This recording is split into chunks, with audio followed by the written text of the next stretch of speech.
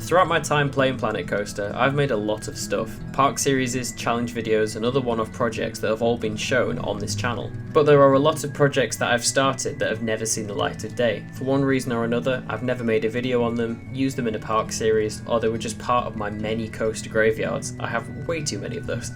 So, as my time with Planet Coaster 1 is coming to an end before the second game is released, I thought I'd go through some of these abandoned and unfinished creations to show you all the stuff I get up to that doesn't make YouTube, until now of course. Now, I have a lot of unfinished projects, like loads, so 100 likes and I'll make another one of these videos. I could probably go on and make 3 or 4 of these, so if you enjoy them, I'll make more. But let's get into the first episode of my abandoned and unfinished projects from Planet Coaster 1.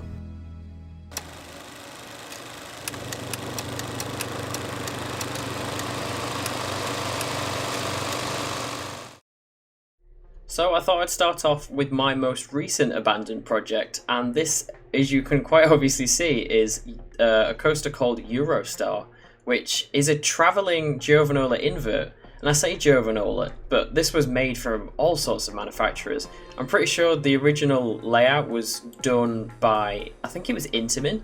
The trains were by Gerstlauer, I think. Obviously the track work and manufacturing of that was Giovanola, but I think that Mack Rides were involved as well. I don't know whether they just did like the ride sign or something random, but I got completely fascinated by this coaster. I watched quite a few different videos on it.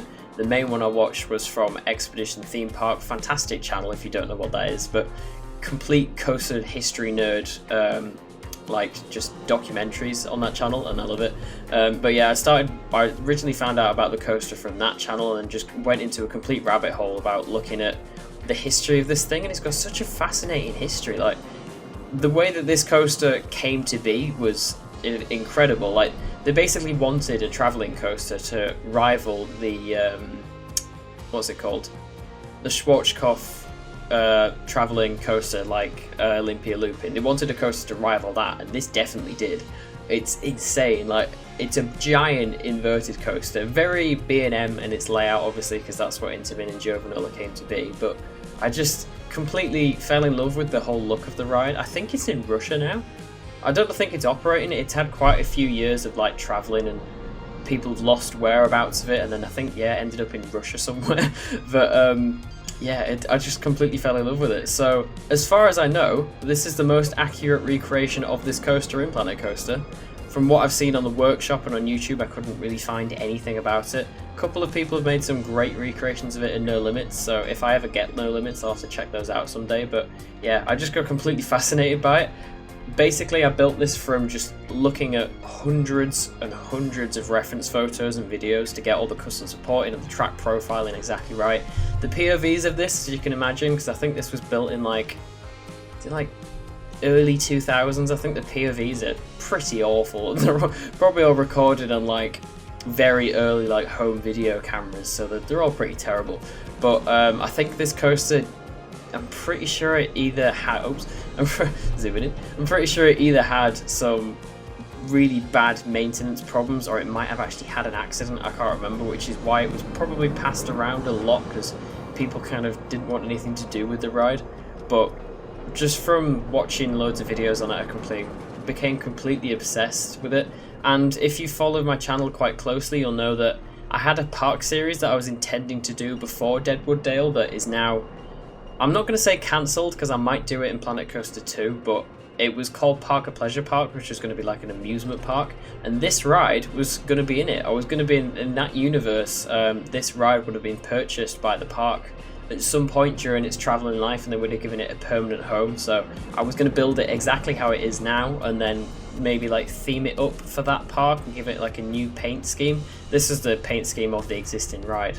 But yeah, I just completely love it. It can run 3 trains as well, which is so cool. But because of how the lift hill was like right at the back of the ride, so it looks the best, it means the station's here and you've got this really long drive tyre section towards the lift hill, and then same at the back, you've got the brake run and then this really long drive tyre section just to get back to the station as well. But yeah, I absolutely love this. It's so realistic. Like, this is exactly how the ride is, down to all the custom supports and everything. I had such a good time building it, and yeah, because it's in this video, it never got put in a park. It just kind of sat on my PC for, I don't know, probably about I built this maybe 3 months ago, and it's just sat there doing nothing, so I'm so glad that I can finally get to show it off now. But do you want to go for a ride? So like I said, it starts off with this really long drive tyre section just to get to the lift hill, which is exactly how the original one was. I urge you to look at, well, I'd look at photos and videos of it, but definitely look at Expedition Theme Park's video on it. It's such a good video. Just proper historical deep dive into the coaster and all of its problems and how it came to be as well. It's a really interesting story, but I would love to have gone on this. I mean, I heard it was very rough. Obviously it's a travelling coaster, you can kind of expect it to be, but now that I've actually built it and I can ride it like this is probably the most HD POV you'll ever see of this coaster. A really cool profile first drop there, and that is actually how close she did get to the support. She got very close because there's this grid on the ground and I kept to that grid. A really great vertical loop, nice overbank. Really interestingly profiled 0G roll as well. It took me ages to get that profiled correctly, but this is 2 meter smooth, so the profiling is exactly right. Then it drops down here into 2 corkscrews in a row. Again, profiling on that's perfect. I had to get it exactly right. And then it drops down into its final helix here to kind of expel that last bit of speed. And then it does this very awkward janky turn up into the brakes. That is exactly how it's profiled. It's so weird. And then yeah, it goes into the brakes and then back around into another long drive tyre section to make it back to the station. There we go, that is the Giovanola Invert Eurostar. I will put this on the workshop, on the PC Steam workshop if you want to have a look at it.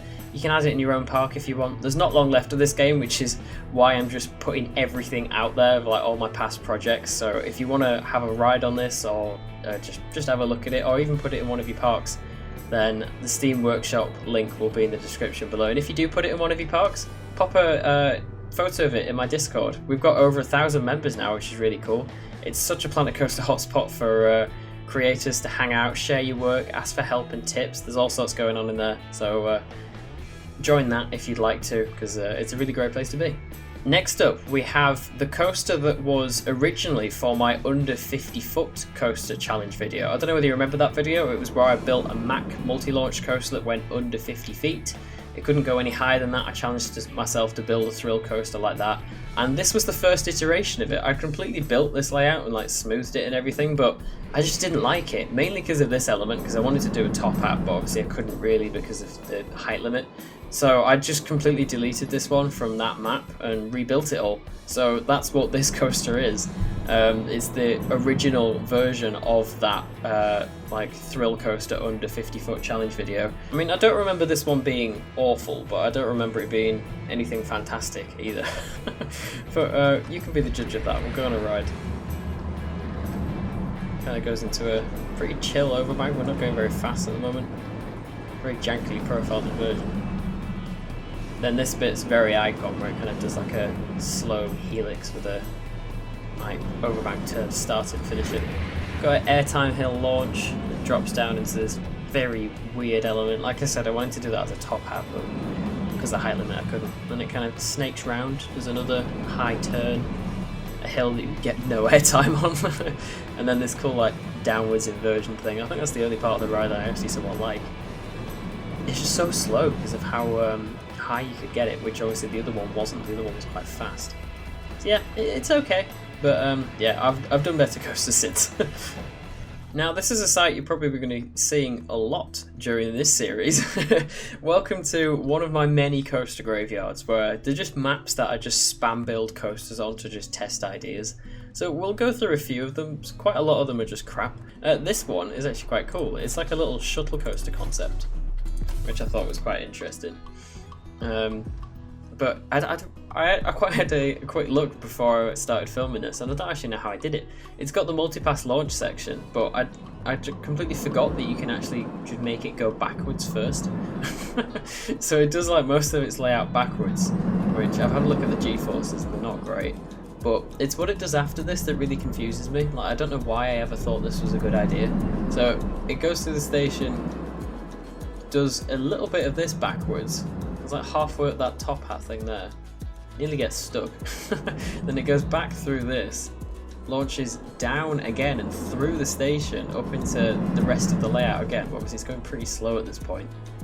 so it kind of just stalls out here. But then obviously it doesn't have anywhere near enough speed to get back. It like crawls over and then gets stuck. So yeah, that was that layout. So if you ever go on this coaster, you're just going to be hanging there for the rest of eternity. Next up, we have something pretty cool. This was actually my first ever coaster in Planet Coaster PC. Obviously, I've been playing Planet Coaster console for about, is it like a year, maybe a year and a half at this point, so I'd somewhat gotten to grips with the coaster builder quite well, but it was a big transition for me coming to PC because of how different the controls are, and the actual, like, just game itself, quite a bit different, but I was really happy with this for my first coaster. I don't, again, know what I was going for. It's sort of like a Mac or Intamin Mega coaster, like a more modern version of the Intamin Megas, I suppose.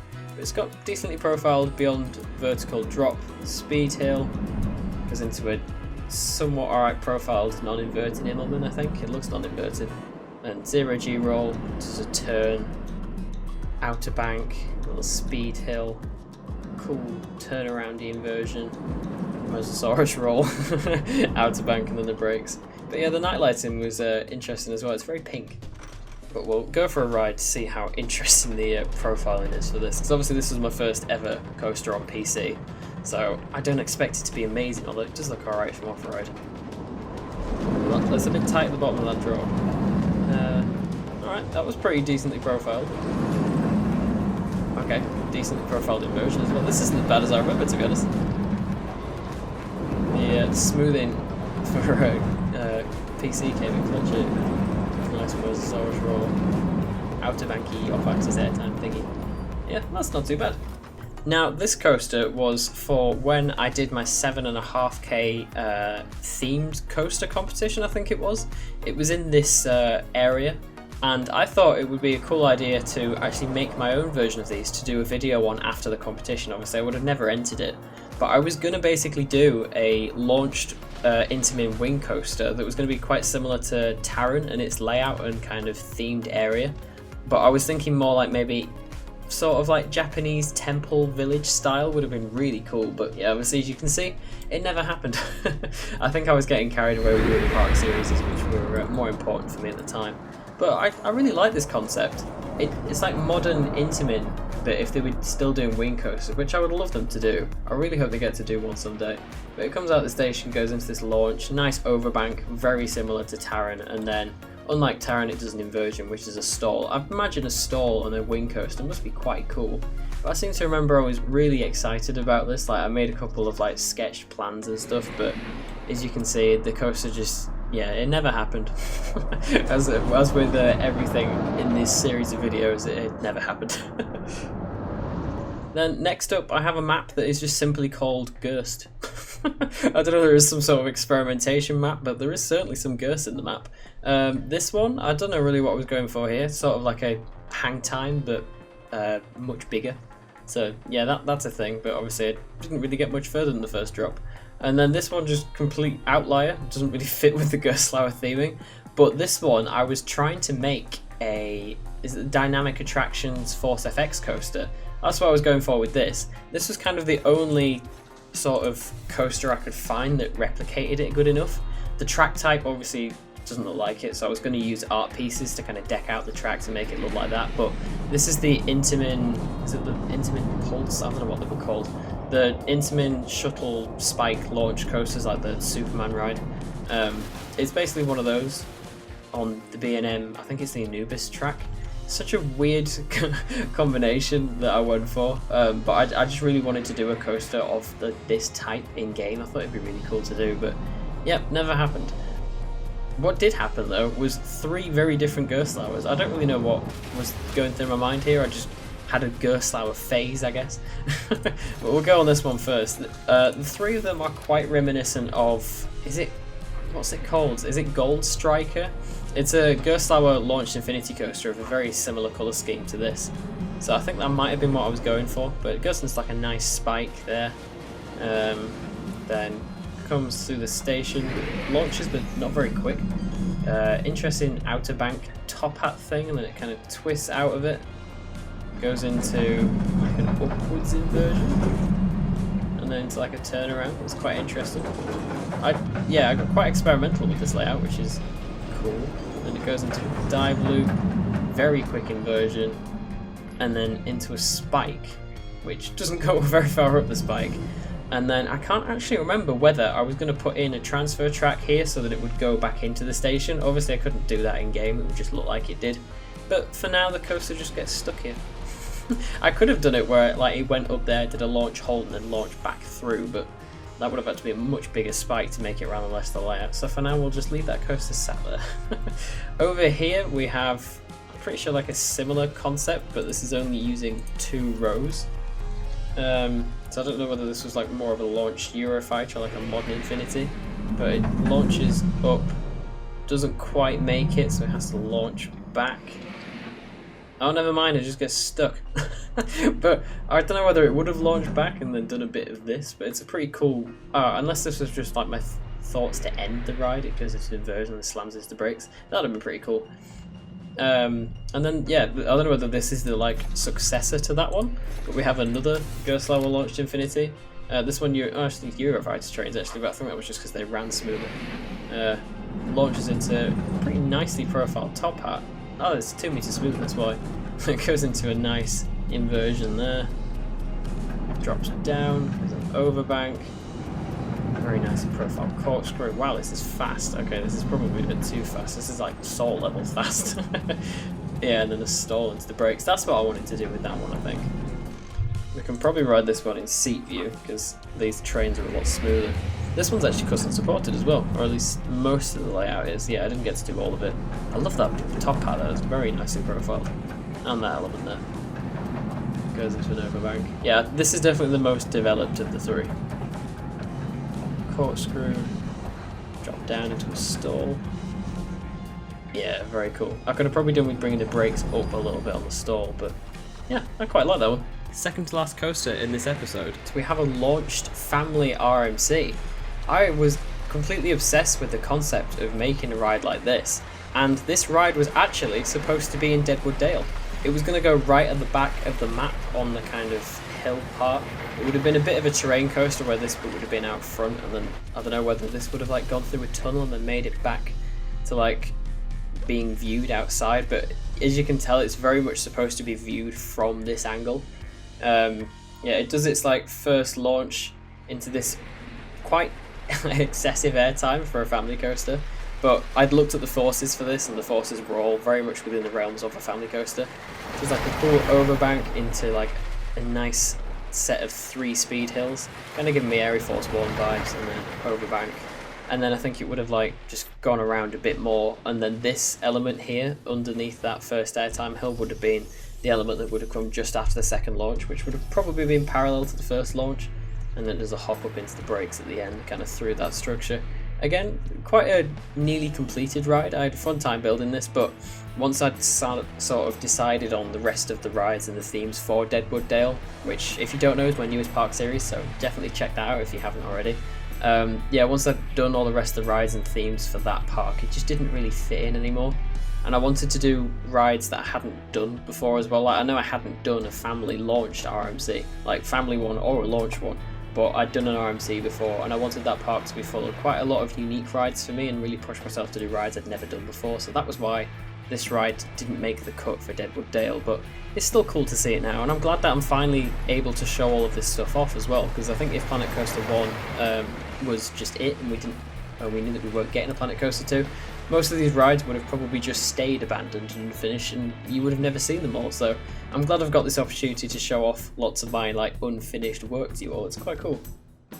Now, this coaster is actually the first coaster I designed exclusively for Deadwood Dale.